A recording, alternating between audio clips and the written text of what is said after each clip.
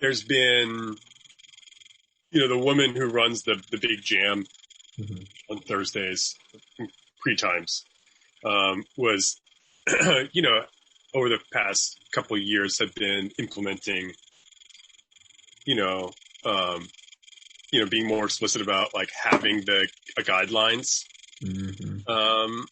that made sure new folks read. She got a system going where like, she would, she would give out a few of these like neon green armbands Mm-hmm. that would signal to newer folks into the community that those were kind of people that you could talk to about anything. Okay. Um, uh,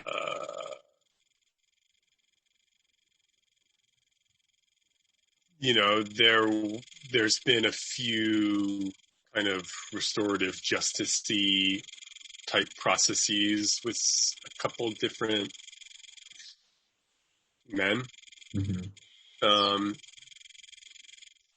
and then there's the sort of, tried and true whisper network, which exists. Um, yeah. Mm-hmm. Okay. Um, so now I want to transition a little bit into some questions around the potential that CI or kind of the practice has outside of those spaces. Okay. And so, do you see any potential for CI addressing gender and sexuality outside of a CI space?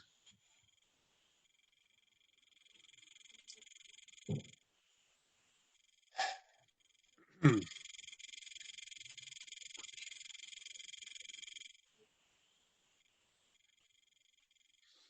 mean, this gets at a kind of a bigger issue, which is like, what is the power of context from proposition? Mm-hmm. Um, and, uh, I think some folks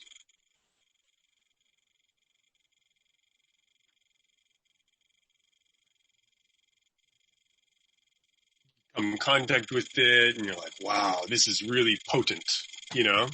And I felt that way too. And I was like, I think when I was on the come up, like one of the things that like, I was like, what the fuck?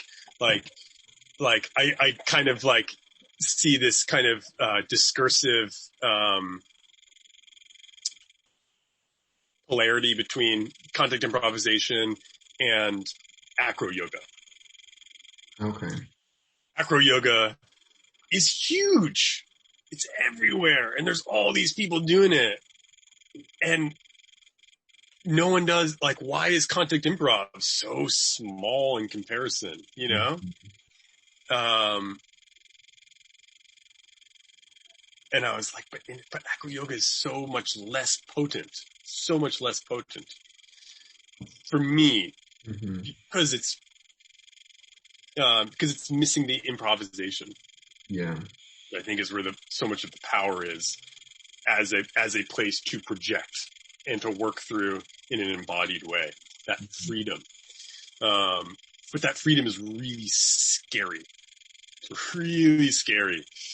Um, uh, and that kind of limits who's going to access this thing.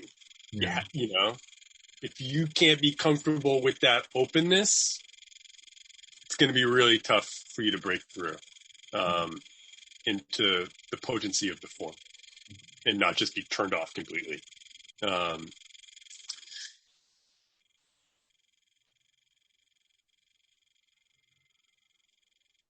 the but you come in contact with it, you're like, wow, this is really potent. Like, how do we, bring this potency out into the world, and how do we bring all the world's problems and solve them in the potency of this small space? And it's just like, I mean, yeah, like I think it can be a really potent place for people in their individual journeys Mm-hmm. to have a transformation of maybe their senses, their personal sense of identity, and things like that. Mm-hmm.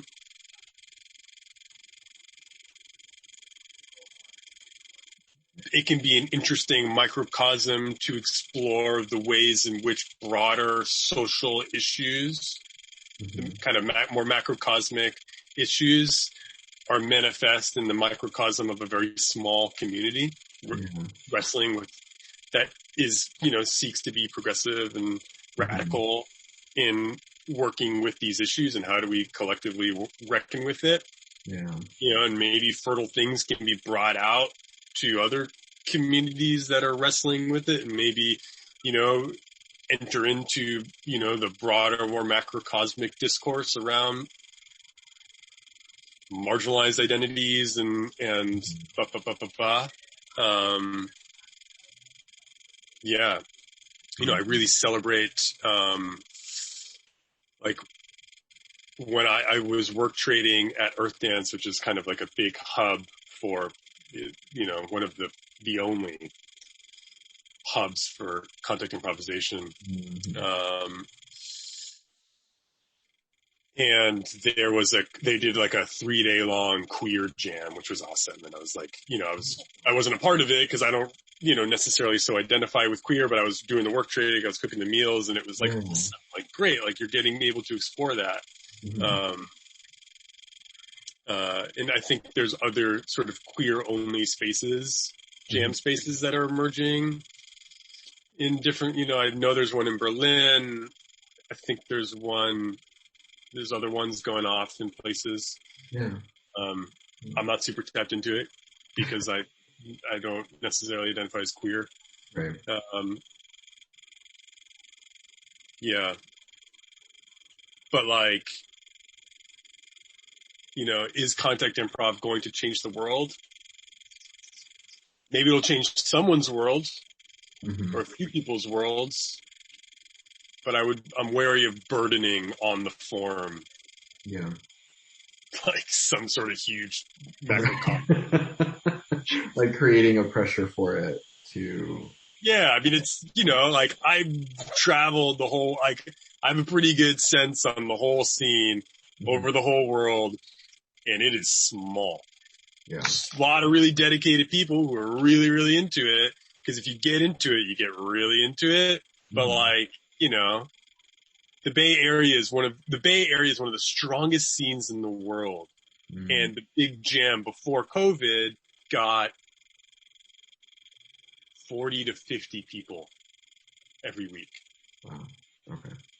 Which is huge compared to Boston, which gets 10. You know what I mean? Or,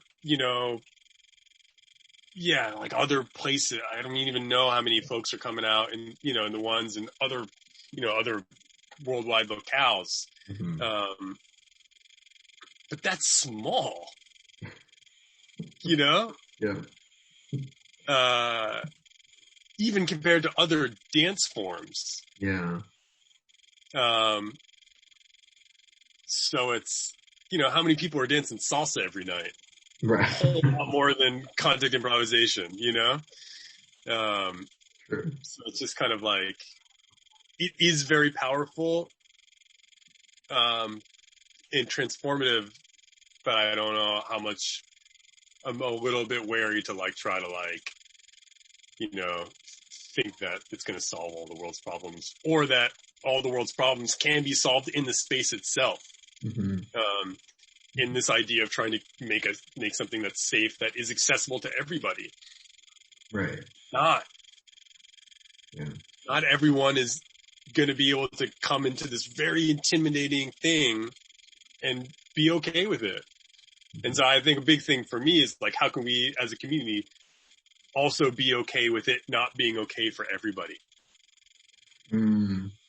Yeah. That's a tough question. Not everything is for everyone. So it's like, I don't know how to, I think it's it's tricky.